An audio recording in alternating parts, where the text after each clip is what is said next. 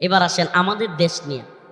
তাদের একটা সাজানো গুছানো পুতুল ছিল বাংলাদেশে, যেটা ৭৫ পরবর্তী ৬ বছরে একেবারে ভারতের মোস্ট প্ল্যানে তারা এই পুতুলটাকে তৈরি করেছিল।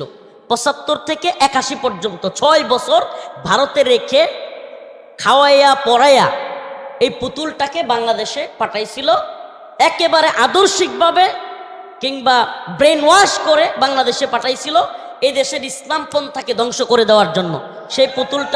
সেই পুতুলটার নাম হলো শেখ হাসিনা। ৭৫ পরবর্তী ৬ বছর ভারতে রাইখা খাওয়াইয়া পড়াইয়া রয়ের প্ল্যানে তাকে শিখানো হয়েছে, তাকে ব্রেন ওয়াশ করা হয়েছে ইসলামপন্থীদের বিরুদ্ধে, এবং একে একে এদেশের ইসলামপন্থী সবগুলো দলকে, আলেম ওলামাদেরকে ধ্বংস করার যত নীল নকশা সব বাস্তবায়নের জন্য তাকে বাংলাদেশে আনা হয়েছিল। এবং আমি মনে করি ৮০% প্রায় সে করেও ফেলছিল। এদেশের ইসলামপন্থী দলগুলোর অবস্থান কি আপনারা দেখেছেন হাসিনা আমলে এদেশের ইসলামপন্থীরা আলেমরা কিভাবে নির্যাতিত হয়েছে, নিপীড়িত হয়েছে। আমরা আমাদের উপর কি পরিমাণে জুলুম করেছে। প্রিয় হাজিরিন, আল্লাহ পাকের একটা আয়াত আছে, ওমাকারু ওমাকারাল্লাহ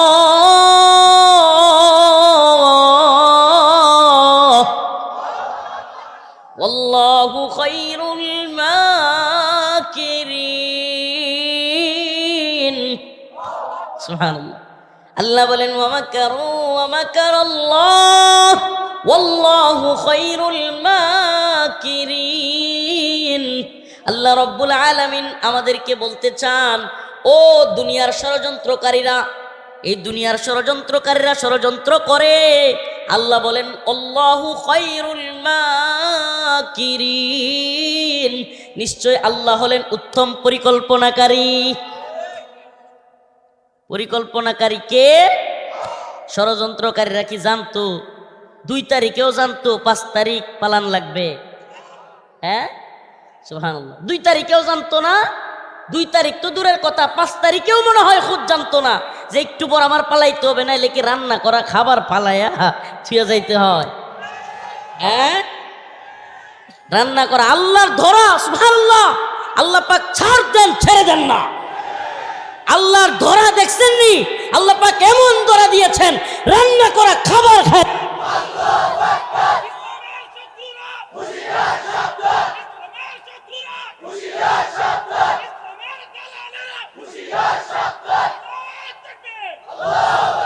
আমি তো মনে করি এর চাইতে বড় শিক্ষা জালেমদের জন্য আর কিছু হইতে পারে না। এর থেকেও যদি নতুন করে কেউ জালেম হওয়ার চিন্তা ভাবনাও করে, আমি একটা কথা প্রায় প্রোগ্রামে বলে থাকি, আজকেও বলি আমার প্রিয় ভাইকে সামনে নিয়ে, আমি একটা কথা প্রায়ই বলি, হাসিনা পালায়া যাওয়ার দৃশ্য এর চাইতে আরামদায়ক, শান্তিদায়ক আর কিছু হইতে পারে না। কিন্তু আমি তার চাইতেও বড় খুশি, বাংলাদেশের যুব সমাজ ফিলিস্তিনিদের মতো কামানের সামনে, বন্দুকের নলের সামনে বুক পেতে দিতে শিখছে। কেন খুশি জানেন? কারণ এটা নতুন করে কোনো জালেম হওয়ার বা জালেমদের জন্য এটা একটা শিক্ষা। আমি তো মনে করি খুব বেশি দিন যাবে না, এটা আমি একটা আমার ব্যক্তিগত অ্যানালাইসিস, আমি দল মত কারো নাম বলবো না, কিন্তু খুব বেশি দিন যাবে না, আল্লাহ না করুক, নতুন কোনো জালেমের বিরুদ্ধে আপনাদেরকে ঐক্যবদ্ধ হওয়া লাগতে পারে। এই জন্য একটা কথা কি জানেন, আমার সবচেয়ে খুশির কারণটা এটাই যে উম্মার যুবকেরা জালিমদের বিরুদ্ধে চোখে চোখ রেখে কথা বলতে শিখছে। আলহামদুলিল্লাহ যে ভারত সহ পৃথিবীর সমস্ত জালেমদেরকে আমাদের দেখায় দেওয়ার সময় এসছে। আমরা মুহাম্মদ বিন কাসিমের উত্তরসূরি, আমরা সুলতান মাহমুদ গজনবীর উত্তরসূরি, আমরা সালাউদ্দিন আইয়ুবীর উত্তরসূরি। রাজি আছেন তো ইনশাআল্লাহ? ভারত আমাদেরকে হুমকি দমকি দেয়, মাঝে মাঝে বলে চট্টগ্রাম দখল করবে, মাঝে মাঝে বলে কুমিল্লা দখল করবে। কুমিল্লা দখল করতে দিবেন? হ্যাঁ, কাঁটাতারের বেড়ায় মাঝে মাঝে ঝাঁকুনি দেয়। মুসলিম উম্মাহ, ও প্রিয় মুসলিম উম্মাহ, প্রিয় যুব সমাজ, তোমাদেরকে বলি তৈরি থাকো, শাহাদাতের তামান্না নিয়ে তৈরি থাকো। এমন এক তামান্না যে তামান্নায় ভারত কেন, আল্লাহ বলেছেন গোটা পৃথিবীর কোন সুপার পাওয়ারও মুসলমানদেরকে হারাতে পারবে না। এই জন্য আমি বলি সুপার পাওয়ার স্রেফ আল্লাহ, লা ইলাহা ইল্লাল্লাহ। সুপার পাওয়ার স্রেফ আল্লাহ, লা ইলাহা ইল্লাল্লাহ। সুপার পাওয়ার কে? সুপার পাওয়ার তো স্রেফ আল্লাহ, লা ইলাহা। পৃথিবীর কোন পাওয়ারের যদি শক্তি থাকতো সব মুসলমানদেরকে দখলে নেওয়ার, তাহলে আফগানে রাশিয়া আমেরিকা সফল হইতো। সফল হয়েছে না ব্যর্থ? সফল হয়েছে না ব্যর্থ? ভারতও যদি বাংলাদেশ নিয়ে কোনো চিন্তা করে, আমি মনে করি হয়তো আমরা শহীদ হব, হয়তো আমাদের প্রজন্ম অনেকেই শহীদ হবে, কিন্তু বিইذনিল্লাহ কাম মিন ফিয়াতিন কলিলা গালাবাত ফিয়াতান কাসীরাতান বিইذনিল্লাহ। আল্লাহ পাকের ঘোষণা অনুযায়ী বিজয়ী আমরাই হব। বিজয়ী কারা হবে? হয়তো আমরা শহীদ হব, কিন্তু আমাদের পরবর্তী প্রজন্ম এই বিজয়ের নায়ক হবে ইনশাআল্লাহ। শাহাদাতের তামান্না নিয়ে প্রস্তুত আছেন তো? আমার বক্তব্য প্রথম থেকে নিয়ে আমি চেষ্টা করতেছিলাম এটাই, হে প্রিয় মুসলিম উম্মাহ, আমি যেই শত্রুর কথা তোমাদেরকে বুঝাইতে চেয়েছি এতক্ষণ, যেই শত্রু আমাদেরকে, আমাদের দেশকে, আমাদের ইসলামকে, সব কিছুকে ধ্বংস করতে চায়, এই শক্তিটাই হলো বর্তমানে বাংলাদেশের জন্য, এই অঞ্চলের মুসলমানদের জন্য সবচাইতে ভয়াবহ শত্রু হলো হিন্দুত্ববাদী ভারত। এই হিন্দুত্ববাদী ভারত আমাকে, আপনাকে, আপনার আমার দেশকে, ইমানকে, দিনকে, সব কিছুকে মাটিতে মিশিয়ে দেওয়ার জন্য এরা প্রস্তুত হচ্ছে। প্রিয় ভাইরা আমার, প্রিয় উম্মাহ, সীমান্তের বিভিন্ন কাঁটাতারের বেড়ায় আজকে বিভিন্ন সীমান্তে এরা, ওই যে কিছু প্রতিবেশী আছে না গায়ে পাড়া দিয়া ঝগড়া বাজায়, কিছু প্রতিবেশী থাকে না যে গায়ে পাড়া দিয়া কি করে ঝগড়া বাজায়, এইরকম গায়ে পাড়া দিয়া ঝগড়া করা প্রতিবেশীদের মতো আচরণ করতেছে এই হিন্দুত্ববাদী ভারত। এরা আমাদেরকে যুদ্ধ যুদ্ধ ভয় দেখায়। কি করে?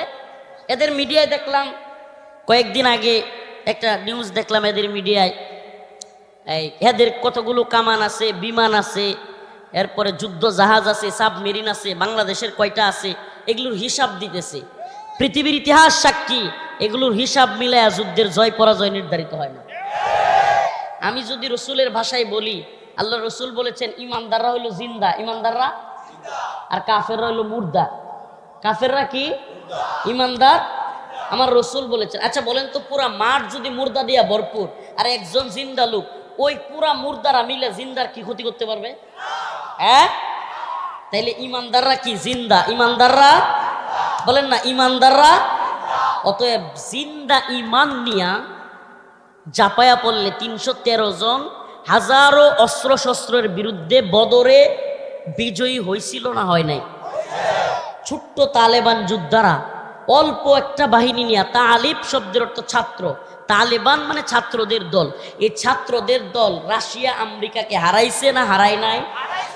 সিরিয়ায় বাশার আল আসাদ, হাফিজ আল আসাদ, বাপ পুতের ক্ষমতার 54-55 বছরের সব ধ্বংস ছোট্ট মুজাহিদের দল করছে না করে নাই? বাংলাদেশে আমাদের এই তরুণ প্রজন্ম হাসিনার 16 বছরের গদি নাড়াইছে না নাড়ায় নাই? সব কিছু মিলায় দেখেন তো, অস্ত্র শস্ত্র আর বাহিনী দিয়া বিজয়ী হওয়া যায়? হওয়া যায়? বোঝা গেল বাহিনী দিয়া বিজয়ী হওয়া যায় না, বরং আদর্শিকভাবে যারা সঠিক থাকে তারাই বিজয়ী হয়। আদর্শিক সঠিক হওয়া এটা খুব কঠিন জিনিস, মারাত্মক জিনিস। 10 জন আদর্শিক মানুষ, 10 জন আদর্শিক মানুষ পুরো পৃথিবীকে বিপ্লব ঘটায় দিতে পারে, পুরো পৃথিবীর সিস্টেমকে পরিবর্তন করে দিতে পারে। আদর্শ খুব কঠিন জিনিস। আদর্শ এমন এক জিনিস, যদি কোনো ব্যক্তি আদর্শিক হয়, সে চাকর হইতে পারে, তার মনিব তার আদর্শ গ্রহণ করতে বাধ্য। সে কর্মচারী হইতে পারে, তার পুরো ফ্যাক্টরির মালিক তার আদর্শ গ্রহণ করতে বাধ্য। অতএব আমরা ইসলাম নামক এমন এক আদর্শ পেয়েছি, গোটা পৃথিবী যে আদর্শের সামনে মাথা নত করতে বাধ্য। প্রিয় ভাইরা আমার, বন্ধুগণ আমার, আলোচনা লম্বা করবার সুযোগ নেই। আমি আপনাদেরকে যে মেসেজটা দিতে চাইলাম, মেসেজটা হলো এই উম্মতকে এখন বুঝা, এই জাতিকে এখন বুঝা যে আমাদের সবচাইতে বড় শত্রু, যে শত্রু আমাদেরকে, আমাদের দেশকে, আমাদের ইমানকে, আমাদের দিনকে ধ্বংস করে দিতে চায়, আমাদের আদর্শ থেকে আমাদেরকে একেবারে মূলোৎপাটন করতে চায়, এই শত্রুর নাম হলো হিন্দুত্ববাদী ভারত। এই শত্রুর বিরুদ্ধে সতর্ক থাকতে হবে। দলাদলি কাদা চুরাচুরি একে অপরের বিরুদ্ধে দাঁড়ানো এখন মুসলমানদের কাজ নয়, মুমিনদের কাজ নয়। ঐক্যবদ্ধ হওয়া। মুসলিমদেরকে বলবো, প্রিয় যুবকদেরকে বলবো, এখন ঐক্যবদ্ধ হওয়ার সময়। ঐক্যবদ্ধ হব কেন? ঈমানের জন্য, দ্বীনের জন্য, এই ভূখণ্ড রক্ষা করবার জন্য। এই তরুণ প্রজন্মের যে ভাইরা আছে, এই ভাইদের কাছে আমাদের আহ্বান থাকবে এবং আপনাদের প্রতিও আমাদের মেসেজ থাকবে। যেহেতু ইউটিউবাররা অনেকে আছে, এই কথাগুলো যাবে তাদের মাধ্যমেও। সকলের প্রতি আমার একটা মেসেজ থাকবে, যে ছেলেগুলো আমাদেরকে বিজয় এনে দিল, আপনাদের এলাকার ছেলে বলে বলছি না, সব যারা এই কাজটা করেছে তাদেরকে বিতর্কিত করা, তাদেরকে হেয় করা, এটা একটা নতুন ট্রেন্ডিং, যেটা আওয়ামী লীগ এবং তাদের দূষররা প্ল্যান করে করতেছে। কারণ এই বিপ্লবের সৈনিকদেরকে যদি মাইনাস করা যায়, এদেরকে যদি মেন্টালি কিংবা এদের সে আদর্শিক জায়গায় যদি এদের আঘাত করা যায় যে এরা দুর্নীতিবাজ, এরা এটা, এরা ওইটা, তাহলে তারা যে ঠিক ছিল, আওয়ামী লীগ সঠিক ছিল, এটাকে মানুষের সামনে প্রমাণ করা সহজ হবে। আপনাদেরকে আমি কথা বুঝাইতে পারছি? যারা এই বিপ্লবের অগ্রসেনানী, এই বিপ্লবে যারা একেবারে ফ্রন্ট লাইনে ছিল, প্রথম কাতারে ছিল, এদেরকে যদি দুর্নীতিবাজ, ভণ্ড কিংবা এরা খারাপ মানুষ, এটা জাতির সামনে প্রমাণ করা যায়, তাহলে আমরা ভালো ছিলাম, নাউজুবিল্লাহ, মানে আওয়ামী লীগ ভালো ছিল, এটা আওয়ামী লীগ প্রমোট করতে পারবে। এই চেষ্টাটা আওয়ামী লীগ করতেছে, এটা আওয়ামী লীগের দূষররা করতেছে। এবং এমন অনেক লোককে দেখা যাচ্ছে যারা অন্যান্য দলের, কিন্তু এরাও এই ছাত্র ভাইদের বিরুদ্ধে বিভিন্ন ধরনের কুৎসা রটানোতে লিপ্ত। প্রিয় জাতি, প্রিয় এলাকাবাসী, আপনাদের প্রতি আমাদের একটা মেসেজ থাকবে। আচ্ছা বলেন, হাসিনা এমন কোন সেক্টর নাই যেই সেক্টরে আমাদেরকে জুলুম করে নাই? আমাদের মাদ্রাসা ছাত্রদেরকে গুলি করে মারছে কি মারে নাই? স্কুলের ছোট ছোট বাচ্চাদেরকে গুলি করে মারছে কি মারে নাই? আলেম ওলামাদেরকে মামলা দেয় কি দেয় নাই? শত শত আলেমদেরকে রিমান্ডের নামে নির্যাতন করছে না করে নাই? আমার ব্যক্তিগতভাবে আমি কথাটা অনেক প্রোগ্রামে বলেছি, আমার কাপড় চোপড় খুলে মহিলাদের দ্বারা ছবি ভিডিও পর্যন্ত করছে এই সরকার। আমাকে বলেন, এই সরকার আলেমদেরকে রিমান্ডের নামে নির্যাতন করছে কি করে নাই? আওয়ামী লীগ কিংবা হাসিনা সরকার দেশের সর্বজন শ্রদ্ধেয় আলেমকে কারাগার থেকে হত্যা করে বের করছে কি করে নাই? দেশের টাকা বিদেশে পাচার করছে কি করে নাই? দেশকে ভারতের গোলাম বানাইছে কি বানায় নাই? এত এত অপরাধ। এই ছাত্রলীগ এমসি কলেজে সিলেটে স্বামীর সামনে স্ত্রীকে গণধর্ষণ করছে কি করে নাই? এই ছাত্রলীগ আমাদের ভাই আবরার ফাহাদকে ভারতের কথায়, হিন্দুত্ববাদীদের কথায় বুয়েটে আমাদের ভাই আবরার ফাহাদকে পিটিয়ে হত্যা করছে কি করে নাই? কয়টা বলবো? এমন কোন অপরাধ আছে যেটার সাথে ওদের নাম নাই? বলেন আপনাকে, বলেন আমাকে। এই এত অপরাধের পরে এত জুলুম, আমি তো মনে করি আমরা যদি আল্লাহ পাকের কাছে হাজার হাজার লাখো লাখো সিজদা দিয়াও শুকরিয়া আদায় করি, আল্লাহ পাক এই জালিম থেকে যে আমাদেরকে পরিত্রাণ দিছে, এটা শুকরিয়া আদায় হবে না।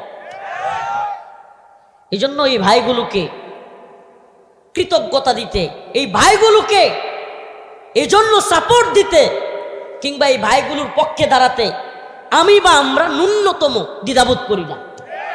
ওই জালেমদেরকে প্রতিহত করবার জন্য তারা যে রিস্কটা নিয়েছে, আজকে আপনাদের সন্তান হাসনাত আব্দুল্লাহকে আপনারা নাও পাইতে পারতেন, সে শহীদ হয়ে যেতে পারত, নাও পাইতে পারতেন, কিন্তু জীবনের রিস্ক নিয়ে যে সমস্ত ছেলেরা, যে সমস্ত তরুণ তুর্কিরা আমাদেরকে এই হাসিনা নামক, আওয়ামী লীগ নামক ভয়ঙ্কর জালেমদের থেকে দেশকে আল্লাহ পাক যাদের মাধ্যমে রক্ষা করলেন, আজকে তাদের বিরুদ্ধে কুৎসা রটানো, আজকে তাদের বিরুদ্ধে ঘৃণ্য ষড়যন্ত্র খেলার মধ্যে, তাদেরকে গুটির মধ্যে ফেলে দেওয়া, এই সমস্ত কাজে আমরা যেন কেউ শরিক না হই ইনশাআল্লাহ।